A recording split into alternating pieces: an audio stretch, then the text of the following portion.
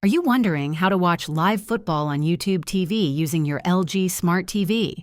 It's a great way to enjoy the game in high quality, right from your living room. In this video, I'll walk you through how to stream live football on YouTube TV using your LG Smart TV.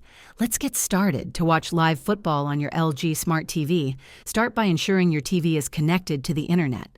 Next, open the LG Content Store and search for the YouTube TV app. Download and install the app, then log in to your YouTube TV account, or sign up if you're new to the service. Once logged in, navigate to the channel broadcasting the game, like ESPN, Fox, or NBC, or use the search bar to find the specific football game you want to watch.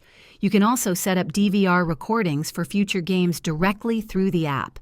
With everything set up, sit back, relax, and enjoy the game on your LG Smart TV's big screen.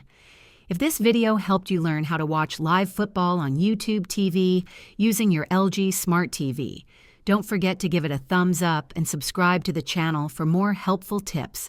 Thanks for watching and enjoy the game.